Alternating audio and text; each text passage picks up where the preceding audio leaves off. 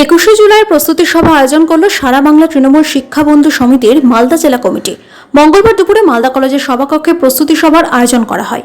আগামী 21শে জুলাই তৃণমূল সুপ্রিমো মমতা বন্দ্যোপাধ্যায়ের ডাকে শহীদদের প্রতি শ্রদ্ধা জানাতে প্রকাশ্য সভার আয়োজন করা হবে কলকাতার ধর্মতলায়। তারই প্রস্তুতি সভার আয়োজন করা হয় জেলা কমিটির উদ্যোগে। সংগঠনের পক্ষ থেকে প্রকাশ্য সভায় প্রায় 1000 কর্মী উপস্থিত হবেন কলকাতা ধর্মতলায় বলে জানান সংগঠনের কর্মকর্তারা। সেই সভায় প্রধান বক্তা হিসেবে উপস্থিত থাকবেন তৃণমূল সুপ্রিমো মমতা বন্দ্যোপাধ্যায়। আসন্ন বিধানসভা নির্বাচনের আগেই দলের কর্মসূচি নিয়ে কর্মীদের উদ্দেশ্যে বক্তব্য রাখবেন তিনি।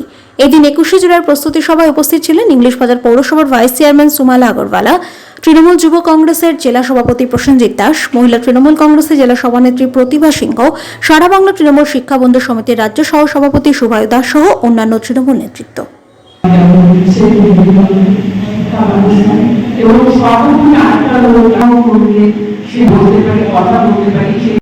সমাবেশে আমাদের শিক্ষা বন্ধু যারা রয়েছেন তৃণমূল কংগ্রেসের সমর্থিত, তাদের প্রত্যেককে নিয়ে মালদা জেলায় আমরা মিটিং করলাম 21শে জুলাইয়ের যাতে সবাই মিলে সমাবেশে উপস্থিত হয় সেই আহ্বান জানালাম। তার সাথে সাথে যারা যেতে পারবে না তারা যেন এখানে উপস্থিত হয়ে সেই সমাবেশকে দেখে এবং নিজের ভাষণ শোনে সেই আহ্বান।